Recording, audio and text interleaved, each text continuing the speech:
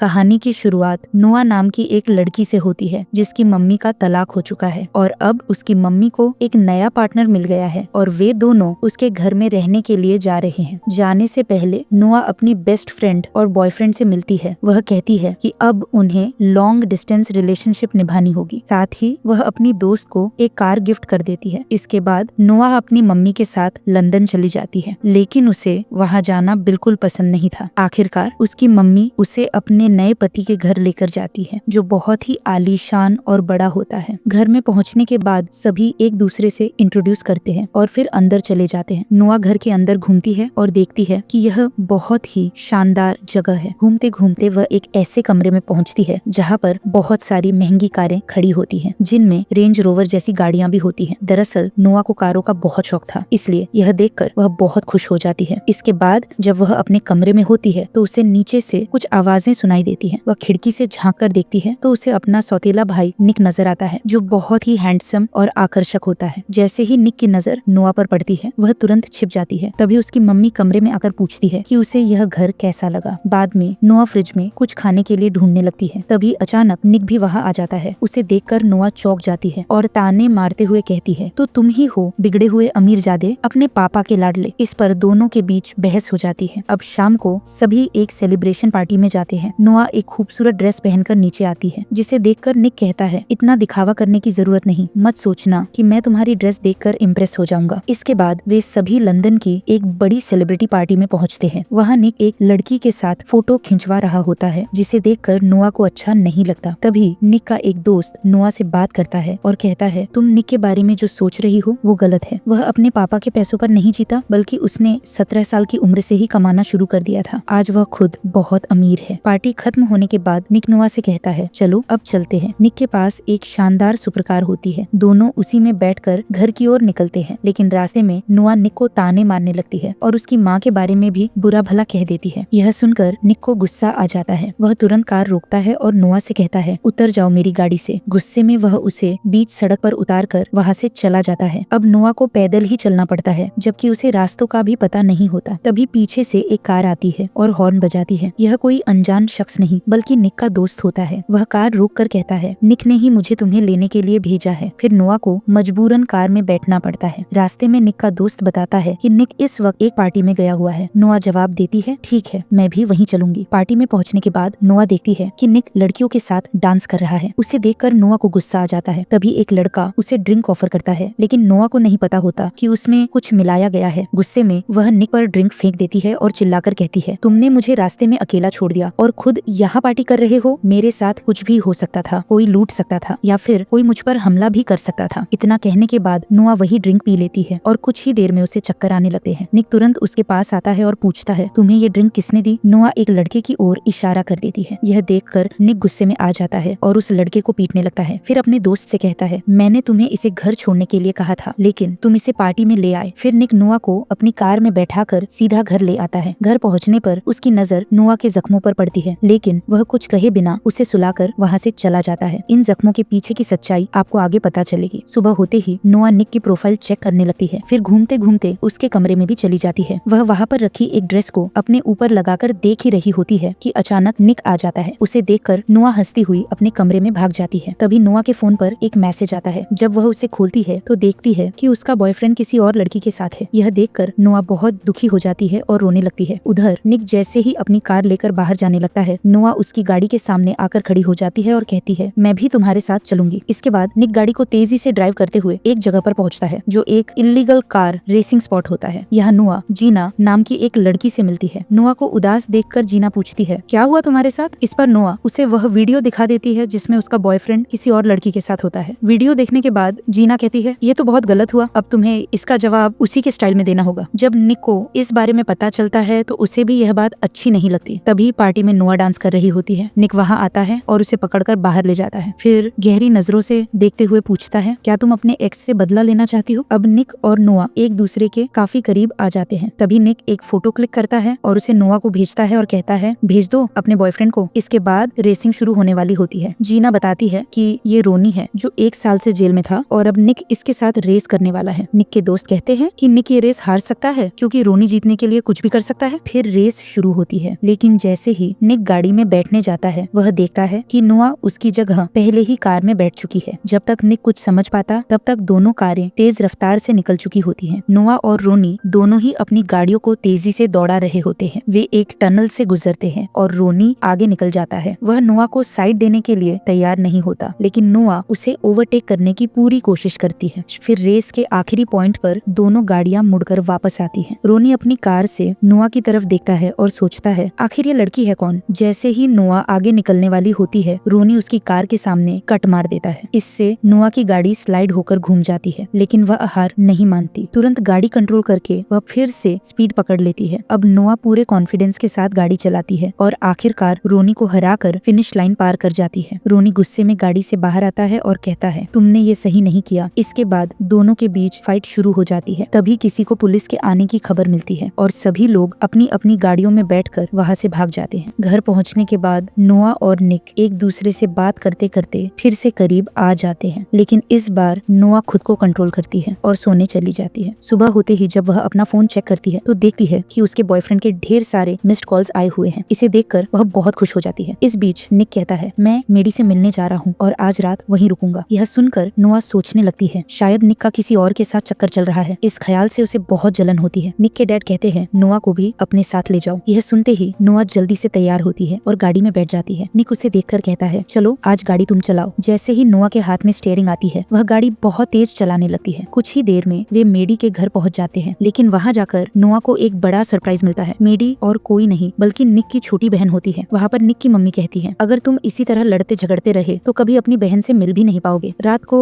निक नोआ से मजाक में कहता है तुम्हें लगा था कि मेरी कोई गर्लफ्रेंड है ना। तभी निक और नोआ के बीच नजदीकियां बढ़ने लगती है और दोनों रोमांटिक मूड में आ जाते हैं। सुबह होते ही वे घर के लिए निकलते हैं। रास्ते में नोआ कहती है तुम्हें रोनी से फाइट नहीं करनी चाहिए थी। निक जवाब देता है ये सब तुम्हारी वजह से हुआ, अगर तुमने रेसिंग नहीं की होती तो ये सब नहीं होता। घर पहुंचने के बाद नोआ देखती है कि उसका बॉयफ्रेंड वहाँ आया हुआ है, लेकिन वह इतनी गुस्से में होती है कि उसे बात तक नहीं करती और कहती है प्लीज यहाँ से चले जाओ। निक वहाँ आता है और नोआ के बॉयफ्रेंड से रूड बिहेव करने लगता है। नोआ निक के पास जाती है और कहती है प्लीज इसे यहाँ से भगा दो, लेकिन मारना मत, फिर तुम्हें वो मिलेगा जो तुम चाह रहे हो। निक यह सुनते ही उसके बॉयफ्रेंड के पास जाता है और उसे एक जोरदार पंच मारकर वहाँ से भगा देता। इसके बाद निक और नोआ उसके कपड़े जलाकर सेलिब्रेट करते हैं। अगले दिन निक और रोनी के बीच फाइट होने वाली थी क्योंकि निक ने रेसिंग में अपनी जगह किसी और को दे दी थी, लेकिन नोआ को यह सब पसंद नहीं आता और वह वहाँ से चली जाती है। निक फाइट जीतने ही वाला था, तभी वह नोआ के पीछे चला जाता है, लेकिन रोनी उसे इतनी आसानी से छोड़ने वाला नहीं था। वह उसका पीछा करता है और निक की कार को अपने साथ ले जाता है। अगली सुबह निक और नोआ स्विमिंग पूल में रिलैक्स कर रहे होते हैं। निक कहता है आज मेरा बर्थडे है और मुझे वो चाहिए जो तुम जानती हो। नोआ जवाब देती है ठीक है। इसके बाद दोनों एक दूसरे के बहुत करीब आ जाते हैं और नोआ निक को सरप्राइजेस देने के लिए उसे रेसिंग के लिए ले जाती है। यहाँ निक और नोआ दोनों एक दूसरे के खिलाफ रेस करते हैं और इस पल को खूब एंजॉय करते हैं। शाम होते ही वे पेट्रोल भरवाने के लिए रुकते हैं, लेकिन तभी रोनी अचानक उन पर हमला कर देता है, लेकिन सौभाग्य से वे दोनों कार के अंदर होते हैं, जिससे वे वहाँ से बचकर निकल जाते हैं। फिर निक अपने बर्थडे की पार्टी के लिए सभी दोस्तों को एक बार यानी क्लब में लेकर जाता है। यहाँ नोआ के साथ एक लड़का बदतमीजी करने लगता है। यह देखकर निक गुस्से में आ जाता है और उस लड़के को एक जोरदार पंच मार देता है। नोआ बाहर आकर गुस्से में कहती है तुम्हें हमेशा मारपीट करने का कोई ना कोई बहाना चाहिए, क्या हर बात का हल सिर्फ लड़ाई झगड़ा ही है। घर पहुंचने के बाद नोआ स्विमिंग पूल के किनारे बैठी होती है, तभी वहाँ पर निक आ जाता है। नोआ उससे कहती है तुम्हें पता है कि ये चोट के निशान मुझे कैसे लगे। मेरे डैड मेरी मम्मी और मुझसे मारपीट किया करते थे और हमारी जिंदगी पूरी तरह बर्बाद हो गई थी, इसीलिए मैंने उनके खिलाफ कोर्ट में गवाही दी और उन्हें जेल भिजवा दिया। इसी वजह से मुझे डर लगा करता है और अब कहीं वो फिर से वापस ना जाए। निक उसे दिलासा देता है और कहता है डरो मत, मैं तुम्हारे साथ हूँ और तुमने जो किया वो बिल्कुल सही किया। अब निक और नोआ के बीच नजदीकियां और बढ़ जाती हैं। इस बार वे सारी हदें पार कर देते हैं और इस तूफान को खूब एंजॉय करते हैं। अब जब भी घर में उन्हें मौका मिलता वे एक दूसरे के साथ वक्त बिताने लगते। अगले दिन निक और उसके दोस्त एक गाड़ी के पास पहुंचते हैं, जहां उन्हें अपना एक दोस्त बेहोश और बुरी तरह घायल मिलता है। वे तुरंत उसे हॉस्पिटल में एडमिट कराते हैं, जिससे निक का डैड कहता है यह शहर अब तुम्हारे लिए सेफ नहीं है। वह नोआ और उसकी मॉम को रॉयल होटल भेज देता है ताकि वे सुरक्षित रहे। निक कहता है डैड यह सब मेरी वजह से हो रहा है, मैंने रोनी के साथ रेस की थी इसीलिए वह मेरे पीछे पड़ा है। इस पर निक का डैड बड़ा खुलासा करता है नहीं बेटा, रोनी तुम्हारे पीछे नहीं है बल्कि नोआ के पीछे है। असल में नोआ का डैड जेल से बाहर आ चुका है और वही रोनी को हायर कर रहा है। निक चौंक जाता है और कहता है डैड मैंने रोनी के साथ एक बुजुर्ग आदमी को कई बार देखा है, लेकिन आपने नोआ को होटल भेजकर गलती कर दी, इससे उनका काम और आसान हो गया। अब सीन कट होता है और हम देखते हैं कि नोआ के डैड ने रोनी की मदद से नोआ को किडनैप कर लिया है। वह नोआ की फैमिली को कॉल करता है और कहता है अगर तुम्हें नोआ को जिंदा देखना है तो 10 लाख पाउंड लेकर आओ। जिससे निक का डैड कहता है ठीक है तुम्हें तुम्हारे पैसे मिल जाएंगे। लेकिन तभी निक को एक आइडिया आता है। वह कहता है रोनी मेरी कार लेकर गया था और उसमें ट्रैकर लगा हुआ है जिससे हम उसके लोकेशन का पता लगा सकते हैं। अब निक अकेले ही अपनी कार लेकर किडनैपर्स के ठिकाने पर पहुंच जाता है। रोनी उसे देखकर कहता है मैं इस निकम्मे लड़के को संभाल लूंगा। जैसे ही निक वहां पहुंचता है रोनी उस पर पीछे से हमला कर देता है। अब दोनों के बीच जमकर फाइट होती है। आखिरकार निक रोनी को हरा देता है, लेकिन तभी वह देखता है कि नोआ का डैड उसे गन पॉइंट पर रखकर कार में लेकर जा रहा है। नोआ डर के मारे कार चला रही होती है क्योंकि उसके डैड ने उस पर बंदूक तानी हुई थी, जिससे निक अपनी कार लेकर उनका पीछा करने लगता है। लेकिन नोआ का डैड उसे कार तेजी से चलाने के लिए मजबूर करता है। निक शॉर्टकट लेता है और अपनी कार नोआ की कार के आगे लगा देता है और नोआ की कार निक की कार से टकराकर स्लाइड हो जाती है। निक की कार पलटने की वजह से उसे काफी चोटें आती है, लेकिन वह जैसे तैसे कार से बाहर निकलकर नोआ को बचाने की कोशिश करता है। तब तक वहाँ पर पुलिस भी पहुंच जाती है। नोआ का डैड चिल्लाता है मुझे यहाँ से जाने दो, नहीं तो मैं इस लड़की को मार दूंगा। लेकिन नोआ हिम्मत दिखाती है और अपने डैड को धक्का देकर निक की तरफ भाग जाती है। जैसे ही उसका डैड गोली चलाने वाला होता है तभी पुलिस उसे शूट कर देती है और नोआ का डैड मौके पर ही मारा जाता है और आखिरकार नोआ को उससे छुटकारा मिल जाता है। अब 6 हफ्ते बाद सब कुछ नॉर्मल हो चुका था, लेकिन नोआ की मॉम और डैड को शक हो जाता है कि निक और नोआ के बीच कुछ चल रहा है और इसी के साथ यह कहानी यहीं पर खत्म हो जाती है।